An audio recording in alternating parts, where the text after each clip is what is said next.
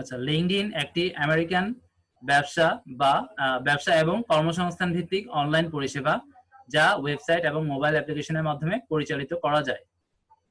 5 মে 2003 এটা চালু হয়, মানে লিঙ্কডইন যেটা আমরা আলোচনা করতেছি। সদর দপ্তর হচ্ছে সানিওয়ালের, ক্যালিফোর্নিয়া, মার্কিন যুক্তরাষ্ট্রে। আচ্ছা ঠিক আছে, এটার প্রতিষ্ঠাতা হচ্ছে রিড হফম্যান আর অ্যালেন বলু। ঠিক আছে, এরপর আরো আছে কি কনস্ট্যান্টিন গ্যারিকে, এরিক লি, তারপরে জিন লুক ভ্যালান্ট। আচ্ছা ঠিক আছে, এগুলো তো আপনারা গুগল করলে পেয়ে যাবেন, এগুলো তেমন মনে রাখার কোনো বিষয় না।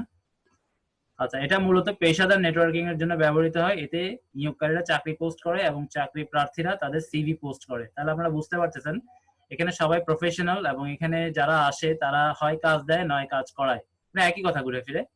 তো ওরা জব পোস্ট করবে, এখানে আমরা জবে অ্যাপ্লাইও করতে পারবো, এবং আমার কি ধরনের জব লাগবে সেগুলো আমরা এখানে সার্চ করতে পারবো। আচ্ছা যাই হোক, তারপর 2020 সালের মে পর্যন্ত লিঙ্কডইনে 63টি দেশে 690 মিলিয়ন রেজিস্টার্ড ইউজার আছে। ঠিক আছে, 690 প্লাস, এবং পুরো পৃথিবীর 150টা দেশ থেকে এটার ইউজার এই প্ল্যাটফর্মে অ্যাভেলেবল। আচ্ছা, লিঙ্কডইনের সদস্যদের একটি এটা কি লিখছি, লিঙ্কডইন তার সদস্যদের একটি অনলাইন সামাজিক নেটওয়ার্কে একে অপরের সাথে প্রোফাইল এবং সংযোগ তৈরি করতে দেয়। মানে এখানে আপনার বস এবং আপনি, মানে এমপ্লয়ি এবং বস দুইজনই থাকবে, এবং দুইজনের মধ্যে একটা সম্পর্ক তৈরি করার একটা ব্যবস্থা এই লিঙ্কডইনের মাধ্যমে করা যায় বা করে রাখছে লিঙ্কডইন।